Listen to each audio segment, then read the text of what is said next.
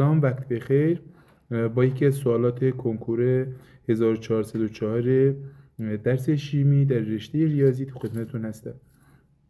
بعضی مواقع سوالاتی که از موازنه مطرح میشه با روش‌های ساده مانند وارسی قابل حل نیسته. میخوام یه روشی رو یاد بدم که بتونید این سوالات رو به راحتی حل کنید و این درصد مربوط به این تست رو بگیرید. خب اگه اینجا دقت کنید مجموع ضرایب استیکیومتری مواد واکنش سیر پس از موازنه مادلیان کدام است و اگر 4 مول گونه اکسنده در واکنش مصرف شود چند مول الکترون مبادله خواهد شد.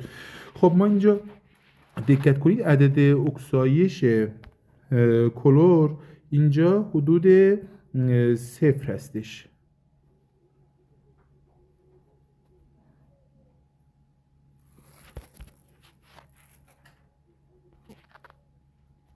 بعد تو فراورده ها عدد اکسایش کلور شده چقدر؟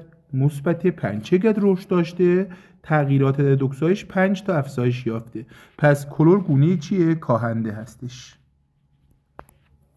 میریم سراغ مبحث بعدی، منگنیز. خب ماده بعدی منگنیز، عدد اکسایش منگنیز اینجا مثبت 7 هستش و عدد اکسایش منگنیز تو فراورده مثبت 2 هستش. اگه دقت کنیم حدود 5 تا کاهش پیدا کرده. پس منگنیز اینجا گونه اکسنده خواهد بود. خب ما اینجا به ازای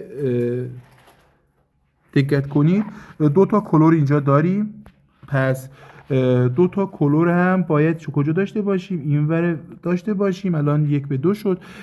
الان تغییرات عدد اکسایش به ازای هر کلور 5 تا، 2 تا کلور میشه چقدر؟ 10 تا. پس باید منگنیز هم چی بشه؟ تغییرات عدد اکسایشش بشه 10.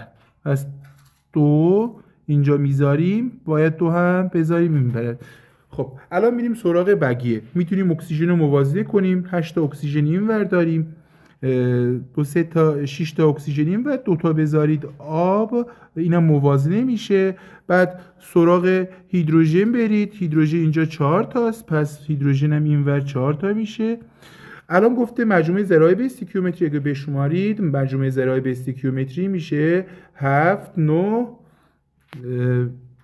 3 4 7 با این 2 9 11 و 13. پس مجموع ضرایب استیکیومتری 13 شد. یا گزینه 1 یا گزینه 3 خواهد بود.